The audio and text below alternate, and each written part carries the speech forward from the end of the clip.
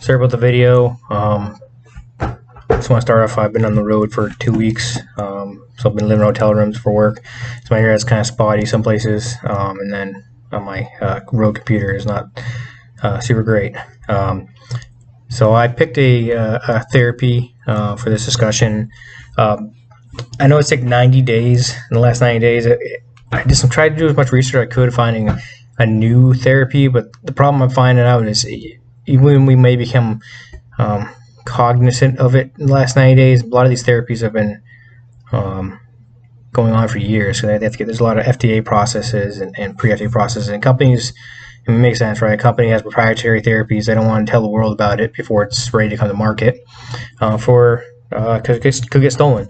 So I picked a therapy that 2018 they had the first FDA approval. They were working through it, and then 2022 they got their human trial FDA approval, looks like, and then 2023 they were that's when all the reports I'm seeing come out, so they're trying to use it more. This therapy is called Chimera antigen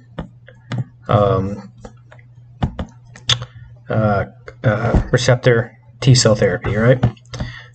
So what they're doing is they're taking a patient, they're sitting them in a chair for an extended period of time. They're removing blood from them to get the T cells in their body. They'll collect all these cells. They'll put them into they'll make them a lab. They'll insert a certain gene to fight the cancer they're looking for, and they'll have they'll add the a protein in there to help the white blood cell attack the cancers. They'll grow them in a lab. They'll grow the little bit of cells they've taken into millions of cells, and then they'll infuse them back into the patient. So hopefully what they're doing is that the CAR T cells, they bind to the cancer and kills it, right? Currently there's a few different cancers that this process is working for, like Hodgkin's lymphoma, non-Hodgkin's lymphoma, lymphoma, and looks like those are kind of leukemia. Those are the ones that they're using this for right now. There's different generic names, obviously, and brands that make this kind of process that works. So again, like I said, they put people on a bed, they remove the cells, they culture the cells, they genetically engineer them, and then they put them back in the person. There's obviously some concerns with this, right? So you're moving blood from somebody, there's a possibility of pulling calcium out of their bodies, especially somebody who's already not doing very well. There's also another issue that has been brought up when they're doing this, right? Their side effects it's called CRS. I'm going to butcher this name. Ketonic release syndrome. It's basically when you're pulling blood from a body, it ramps up the immune system, and the side effects could be anything from fevers to chills to it could possibly be life-threatening.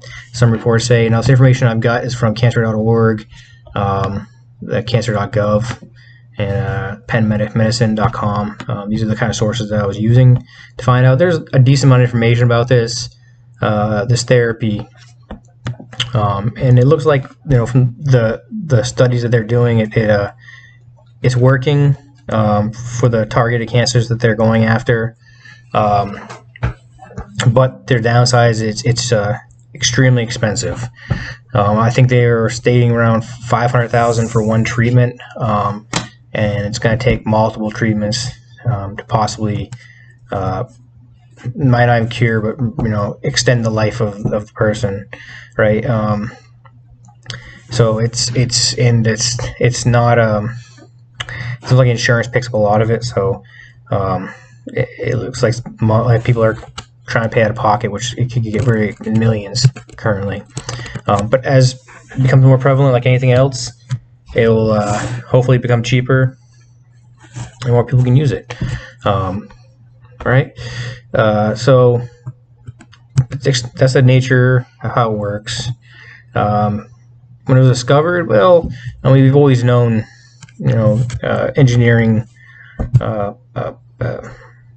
cells is a way to fight certain things. So it's something I think people have been working on, not just in this field, but in other fields for a decent amount of time. But they have now used it to fight these cancers that they can take care of. Some other interesting things about the therapy. One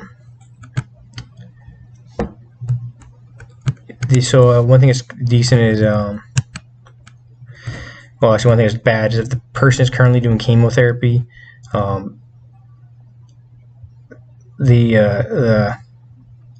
it also helps with fighting the cancer too. So obviously we know that I've had my stepmother's in with chemo now, and it's pretty rough on the body.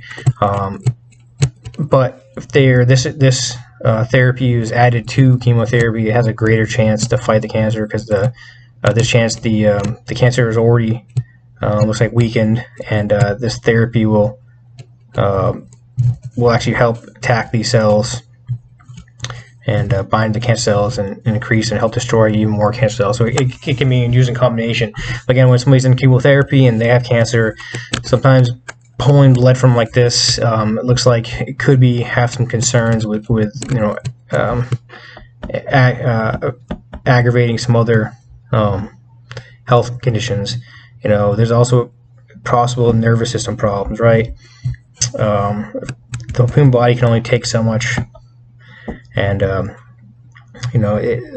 guess there's been some reports of seizures and major headaches, loss of balance, disorientation, and then there's, I guess, a few patients that have had some allergic reactions, and then their potassium and sodium mineral levels are kind of unbalanced, and then because of the chemo, they're also weakened immune system, and because you pulled out those white blood cells that were engineered for a broad spectrum and you've targeted them to cancer, their body has a weakened overall immune system, so they're way more serious for infections, which is an unfortunate side effect that people with cancer do have to deal with. It takes about 2 to 3 hours for each process, and after the process, they usually have to give them calcium back into their systems.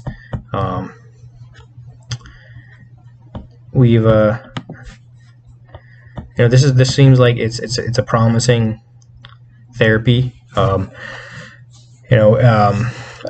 cost right now is beyond what most people will be able to absorb, especially in our kind of healthcare system we have now, where things are so ramped up in prices because of whatever the real reason is.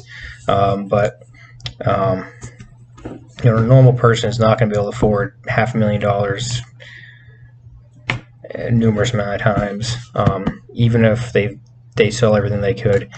The therapy usually takes about 2.5 years, 3 years. So you're continuously doing this for a very long time. So, I mean, if you think about it, it could be $500 a whack. It could be quite expensive. But they have said that they have been able to prove with this they can reduce the deaths of cancer by 30%, which is amazing. That's a very large number, and that's something that we as a country should try to reduce these costs, make it more available to people.